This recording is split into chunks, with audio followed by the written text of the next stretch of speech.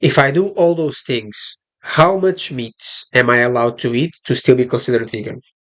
So, I am compiling, I'm basically making a video regarding why vegans aren't really vegan in a morality kind of sense, which is a little bit off my speciality since I just prefer to analyze scientific arguments. But I was researching, and just before I go to the clinic today, I wanted to give you guys an interesting thought experiment, which I'm still developing. Um, so, as we know, veganism is not just about the diet, they say so themselves. It's all about, the animals and living in a way where you cause the least amount of harm and the most amount of good possible, right? A more concrete definition would be this one, which talks about animals. But as we know, vegan philosophers say that there's no difference between humans and animals, right? They have their argument, named the trait, which of course we don't agree with. But let's just, for this example, take their word for it, and let's say that this is the definition of veganism, and that humans are indeed it's just like animals, and they deserve the same rights. So as I was searching, I found this really interesting question, which sounds ridiculous, which is like, are iPhones are not vegan? And this question was proposed by someone who emphasizes the fact that the Apple company uses from child labor to forced labor, basically keeping people in a very detrimental position for their own well-being in order to produce iPhones in such amount of time and low price, right? And this led me into a rabbit hole to see how people would disagree with this information, and I mainly found two different points. The first one was one person somewhere here in the comments. You can search for yourself. I can't remember which one it was. It was like the first comment or something, or somewhere very close to the top.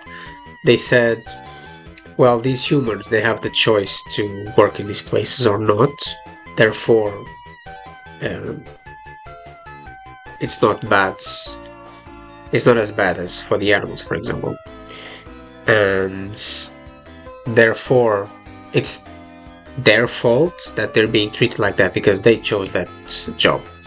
I don't think we need to spend much time debunking this idea. I think it's completely ridiculous.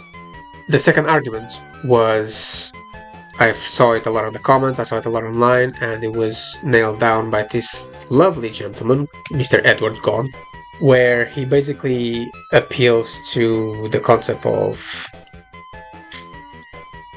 idealism or whataboutism, what they call it, right? Let's just quickly hear it.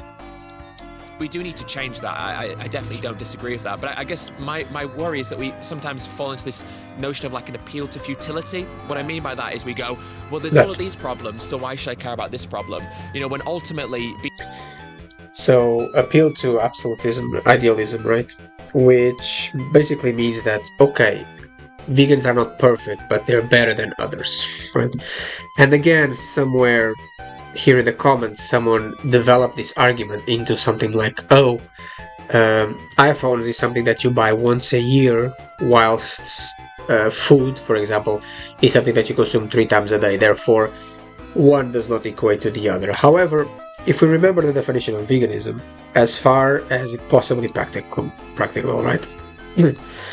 So this means that you should go as far as possible to not create any issues to anyone, not even humans. And if vegans allow themselves to call themselves vegan, or others to be called vegan, even though they buy the new iPhone every year, even though they buy a new fashion every other week, every other month, with the argument that, oh, I'm not perfect, but at least I'm better than others.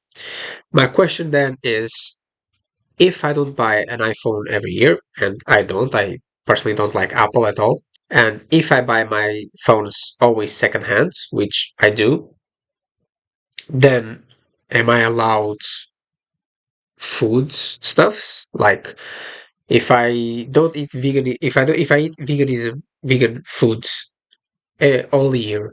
I don't buy the new iPhone, but during Christmas or Thanksgiving, I eat a meat heavy diet. Does that mean that I'm still vegan because it compensates? And that's the question that I want to propose. How far away do you have to go beyond veganism that you are no longer vegan in terms of ideals?